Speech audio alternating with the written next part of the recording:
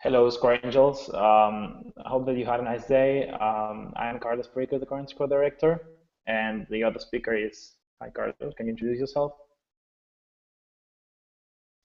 Hey guys, my name is Carlos and I am current regional assistant for SCORA in the Americas. Yes, I think that he has become quite famous as of lately due to the generous and wonderful webinars that he's been having. So basically, I wanted to welcome you all to this session. This is, I think yeah, it's already the fifth webinar that we're doing, and the second one that's like contextualizing a region. But anyone that's not from the African region is more than welcome to come to this. And the topic was chosen by your awesome regional assistant for Africa, Toyo. I think that she's watching right now.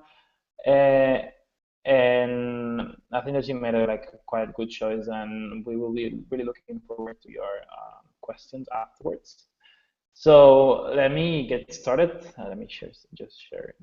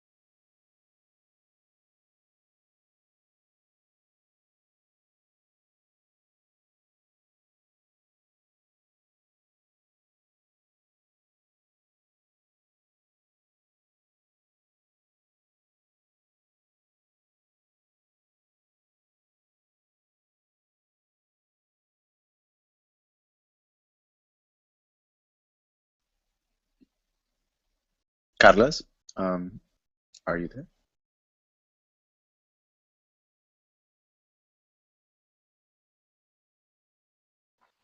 Hey guys, it seems like my microphone wasn't working. So, as I was saying, the topic for this session is going to be homophobia and discrimination on grounds of sexual orientation and gender identity. We chose it with the help of Toyota for the region. And basically, we're going to cover what we say in the banner. What is homophobia and where does it come from? And we're going to talk first about definitions and about different types. And Carlos will go into like the origins and the like manifestations of homophobic attitudes, and then like talk briefly about hate crimes. And then we'll have a small conclusion to that and move on with your questions, which we hope we will be able to reply satisfactorily. So basically, like I put this definition because I think that it's super short and super not representative of what is it that we actually want to talk about. So like the definition that Google gives you when you search for homophobia is dislike of or prejudice against homosexual people, and we could just leave it there. Um, but of course, that wouldn't tackle at all the aim of this session and what we intend to do in Scora most of the times, because as we know, any kind of dislike or prejudice that leads to stigma and discrimination has strong consequences on any person. And in this case, we're going to focus on how it affects LGBTQ plus populations and does it happen and what are the problems associated to it and why it shouldn't happen or shouldn't be a problem at all. So now moving on to like a better like definition that encompasses a bit what we wanted to talk about. So basically, we're going to say that homophobia encompasses a range of negative attitudes and feelings towards homosexuality or people who are identified or perceived as not being cisgender or heterosexual. If you were paying attention to the webinars that we've had so far, cisgender and heterosexual individuals are those like the first thing is like those that their sexual identity matches the gender that they identify with, and heterosexual are those people that are attracted to the people of their same gender. So basically what most of the people will like include within the norm of the individuals, and it has been defined as content, prejudice, aversion, hatred, or antipathy, and it may be based on irrational fear, and sometimes it's related to actual religious beliefs. In homophobia, we can also find some forms of homophobia directed towards some other LGBT social groups that have like specific names. I'm not going to get too much into detail with them, but we also find lesbophobia, which is the kind of the intersection of homophobia and sexism directed against lesbians. And then we have biphobia, which is towards bisexuality and bisexual people. And we can also talk about transphobia, which targets people that do not identify as being cisgender. I also wanted to provide you, as I mentioned, with a bit of a classification on what, how can we like separate the different important types of homophobia. So the first one would be like institutionalized homophobia, which includes like state-sponsored homophobia and religious attitudes. Basically, when we talk about institutionalized homophobia in regards to religious attitudes, we mentioned basically that many world religions contain anti-homosexual teachings, but it is also true that other religions have varying degrees of like ambivalence, like they are either neutral or incorporate teachings regarding homosexuals as third gender. And there's also true that like some other religions we generally like some other religions that denominated like bless or conduct same-sex marriages. So it's not always representative of the pictures that we can see in the slides, like the typical one that's shown all the time, that God gave fucks up or God hates fucks. And then we have like state-sponsored homophobia, which is the one that's basically sponsored and supported by the state or the government of a country. And we can see like a wonderful map from Elga on lesbian and gay rights in the world. And we can kind of oversee the countries that have a more restrictive and less permissive policies and laws regarding homosexuality and expression of gender and sexuality. And then we have internalized, it's internalized, not externalized homophobia and social homophobia. So when we talk about internalized homophobia, we refer to like negative stereotypes or like, prejudice or like beliefs about homosexuality and LGBT people that a person with the same sex attraction turns inwards on themselves. So it's kind of a self-hatred, whether they identify or not as LGBT. And most of the time, the degree to which someone is affected by these depends deeply on which ideas they have, like either consciously or subconsciously internalized. And well, like it's thought that like these negative feelings and beliefs can be mitigated with education and life experience. And then we move on to like social homophobia, which is probably the one that we are more aware of, which is the fear of being identified as gay, which can be considered a form of social homophobia. And yeah, for instance, I would say like homophobia in men is totally correlated with insecurity about masculinity. For instance, we see a lot of homophobia in sports or other subcultures, like in which like supporters are considered stereotypically male, and therefore like anything that derives from that is yeah.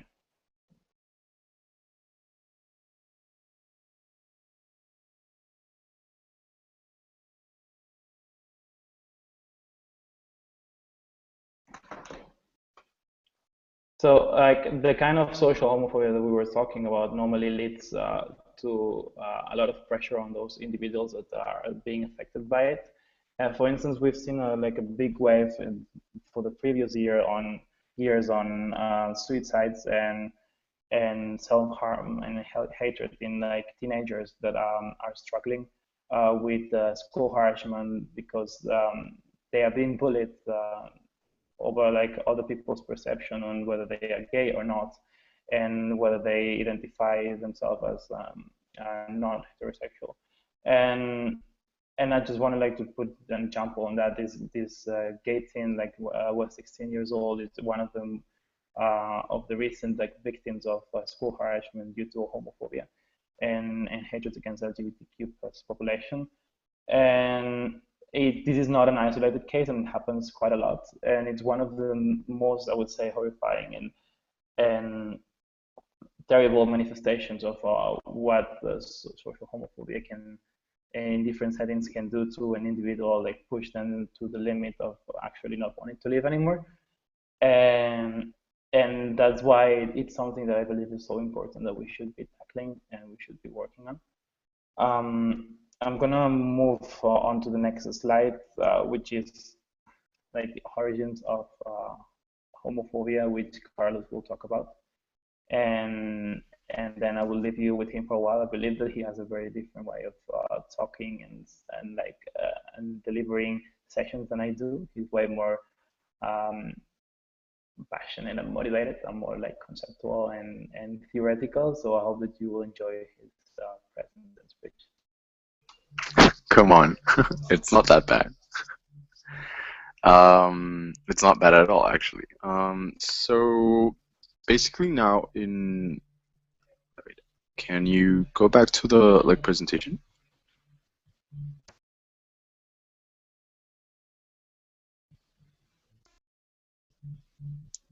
Okay, so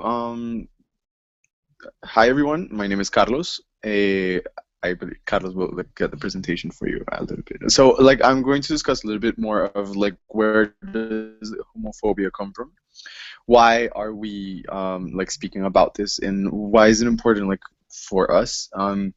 So I'm going to tell you like a story. If you want to check out like a little bit more about the history of homophobia as such, I would really recommend for you guys to see our second like global webinar that was given by Jenna Weber from CFMS Canada. She was amazing at it, so I really recommend it. I'm not going to focus like a lot in the chronological like order of things because she already done a wonderful job and explained it much more better than I did, than I will.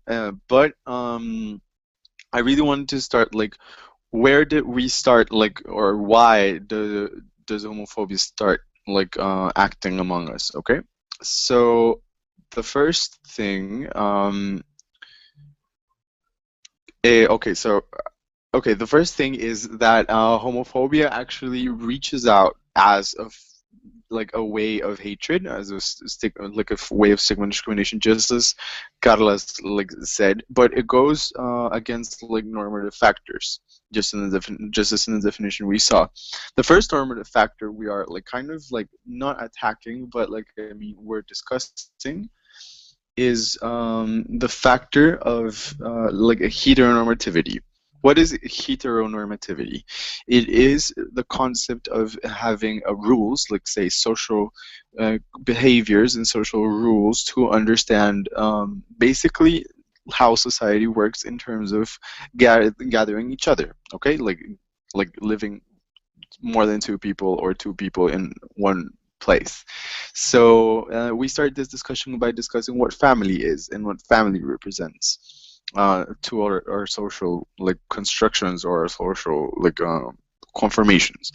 And in this case, homophobia started because it discussed and it like reached out and was totally against that concept of family and of creating a social, let's say, continuity of population that was like very debated amongst like studio. I don't know how to say the people, like people that know a lot about sociology, which are sociologists, of course. So, so yeah, definitely like this is the first thing we're going to debate, like why since homosexuality like started debating this, like this is the first thing that people did not agree on, because being like with people from the same gender identity or whatever will be like totally against the ability of social movement to promote, to continue in time, due to the fact that there will be no context like allowed to.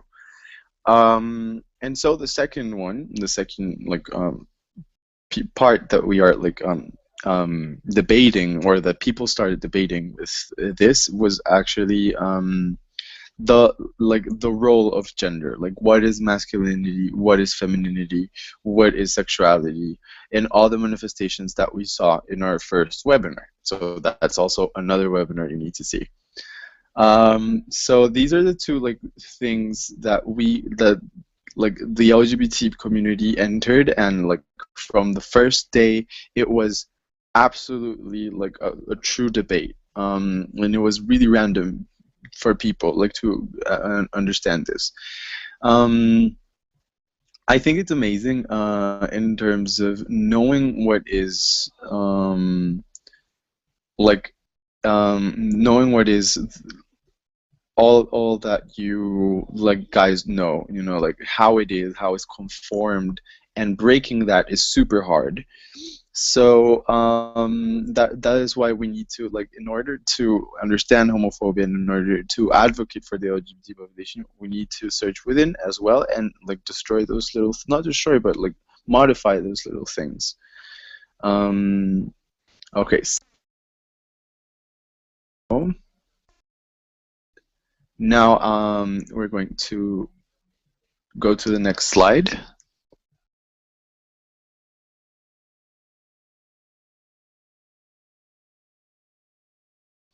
Okay, so how do we manifest this? Okay, and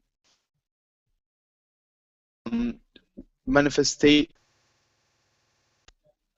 of homophobia. I'm sorry, guys. I don't know if I was muted or not. Manifestation of homophobia can happen in many ways.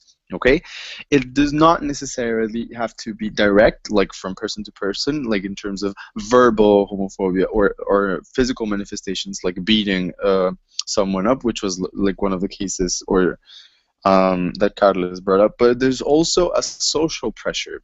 There's also a pressure in terms of what mold do we need to fit in, and the fact of not fitting into that mold is super complex, because as like for your mental health, it's super complex not to feel part of something, like, or a society or a social group or even your family.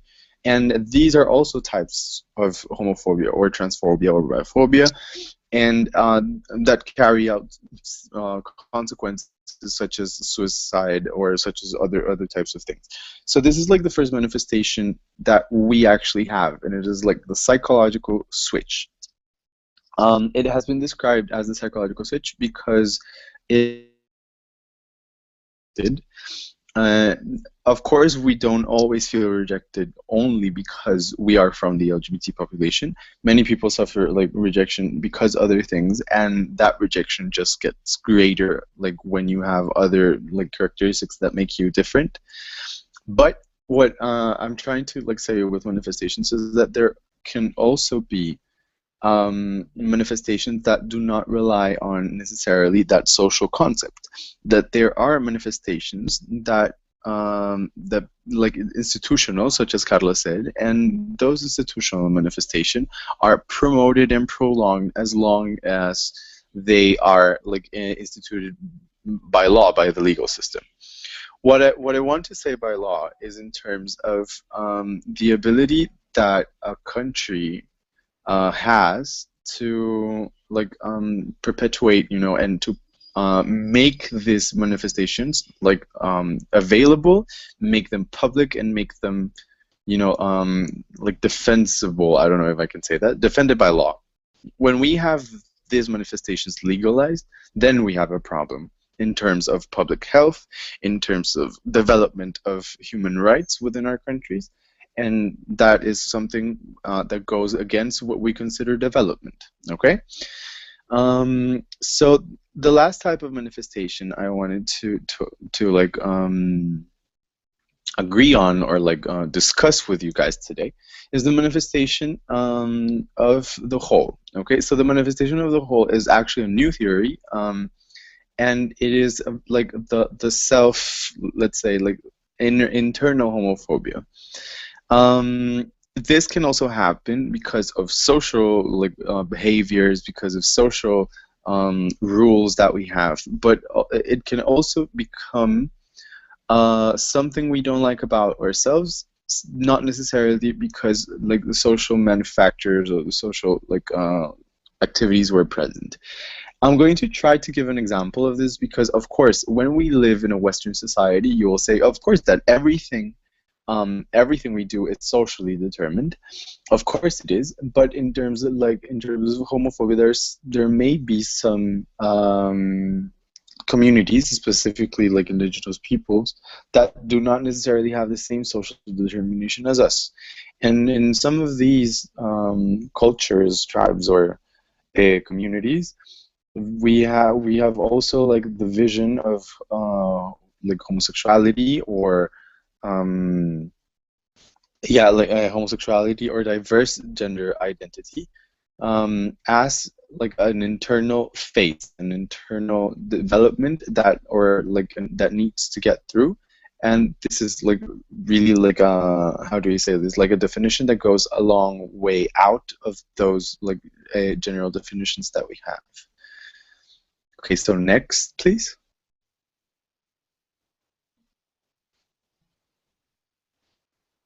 Okay, so now Carlos wanted to explain this next slide.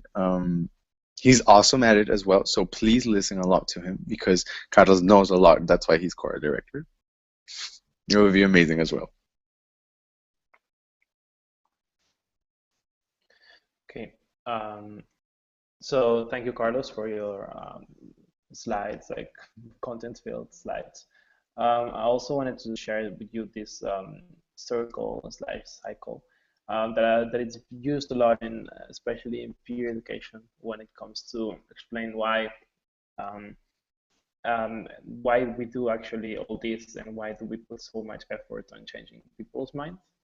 As we were mentioning, like homophobia, just like any other discriminatory attitude, is poisonous for any society and for every individual.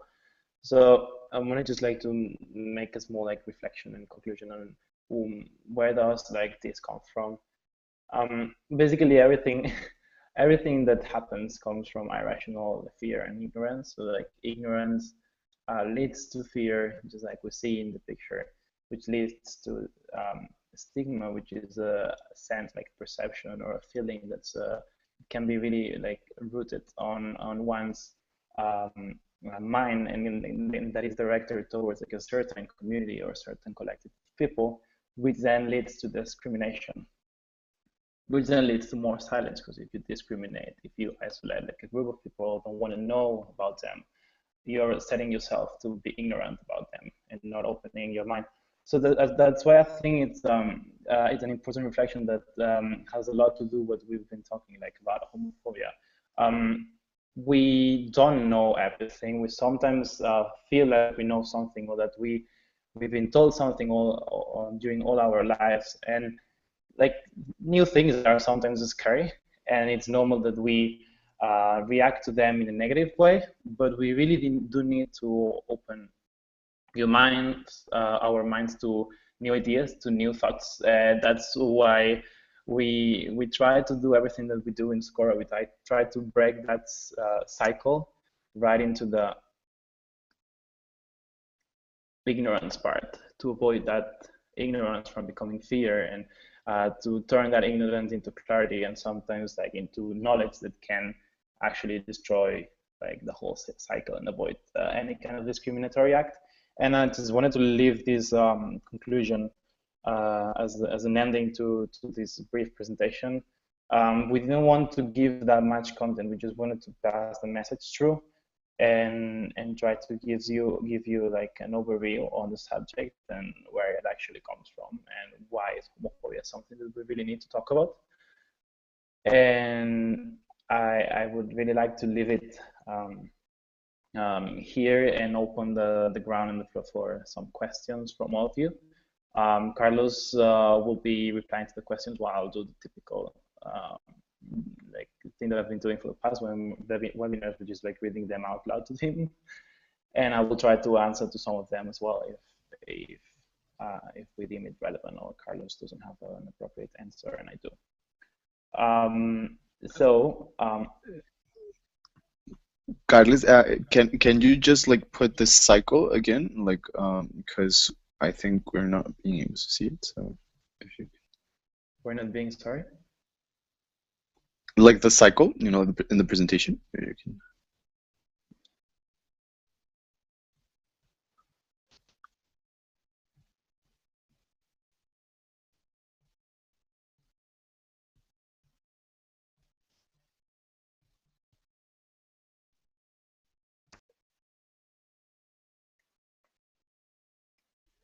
You can put that.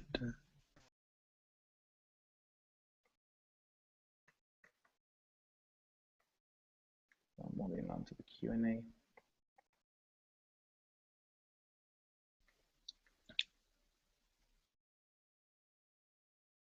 Okay, so we got some questions from Canada. Wait, Carlos, if you can, like, just put the cycle of the presentation. I think because we're not being able to see it, and I think it would be nice, like. Okay, so then you can read the questions. No, I'm not. I'm not reading the question. Then no one can read the questions. Okay, so first question, Carlos. Would you say that the term homosexuality in itself has taken on a binary assumption? It has been my experience that when the term homosexual is used, it is often assumed that the person or persons being referred to are male.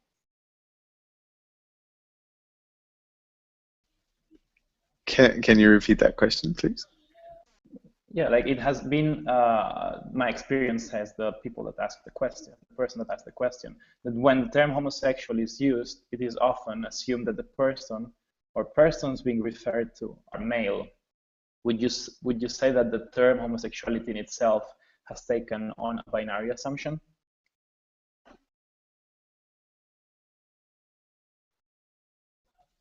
I really like that question. Because yes, exactly. Like since just like Jenna said, like in her webinar, like first gay, the word gay, for example, the word like homosexual was like a more generical had a more generical context. Basically the whole LGBT community felt identified with the word gay, for example, and throughout the years we've discovered like differences, and we've defined we have like a new consensus of people defining themselves as things different and having differences in terms of what they want to write. And this happened as well with homophobia or homosexual. So right now we do have kind of like a more strain, or like a more decanted definition for homosexual, and it can rely in a binary, like in a binary system. So for those of you who don't know, like a binary system, when I speak about binary system, is like referring to as what we describe as like what we define today as male and female, or man or woman. So we only have two, like generally we only have two choices, but in the LGBT like discussion, we are now like talking about non-binary people, or people that fall out of this. So the term homosexual, or the term homophobia, is definitely something binarical, I guess. So what people now talk about a lot is LGBT phobia, in terms of knowing, or like incrementing, like the broadness of the term in terms of hatred towards other types of sexualities and other gender identities. I don't know, like since one of the main factors that it has also been studied is that the use of these binary terms are easier, let's say, like to take out or to modify their content or to modify their meaning, depending on how institutional we have like legalized the hatred.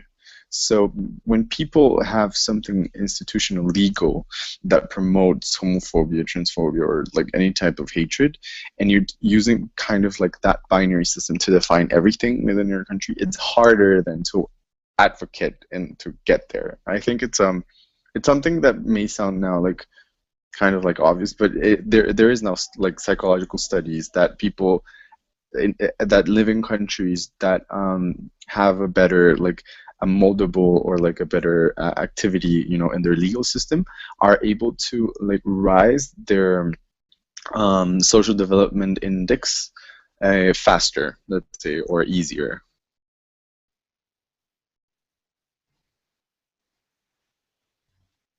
I don't know if you want to add something to the question, to the answer.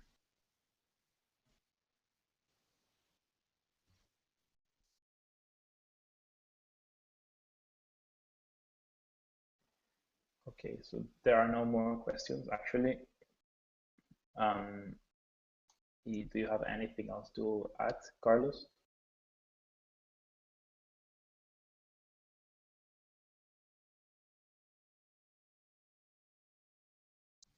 No, I don't have anything to add. I think it's great to be here. I'm really, really, really happy and so honored to share this space with our SCORA director. I think it's amazing to be here, guys, and I hope you've learned a lot.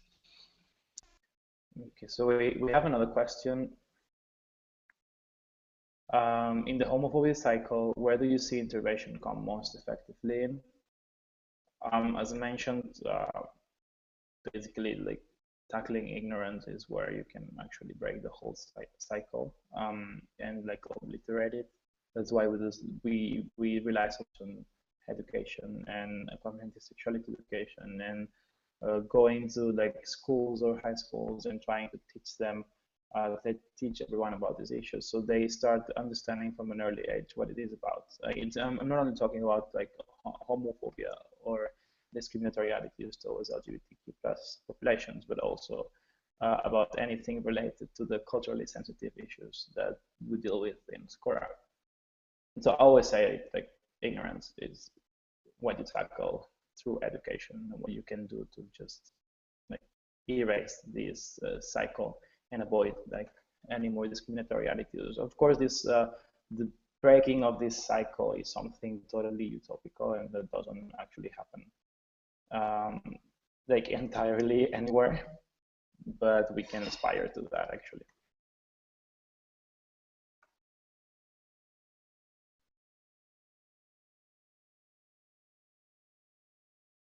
Okay, so we do not have more questions.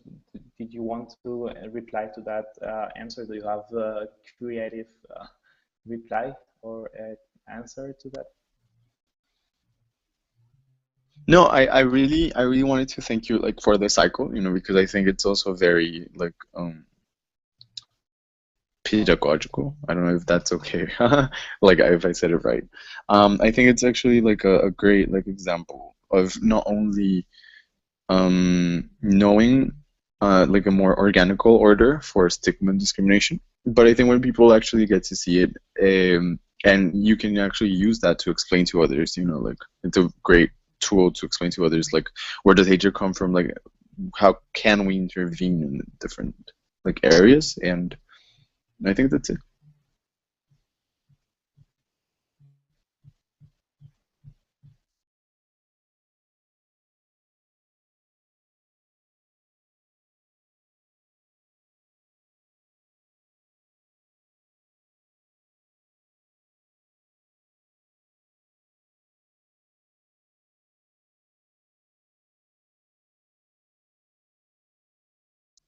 Would you like to do the closure?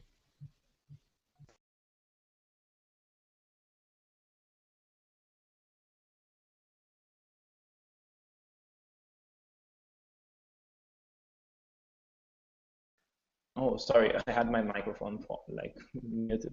We do not have more questions. So Mm.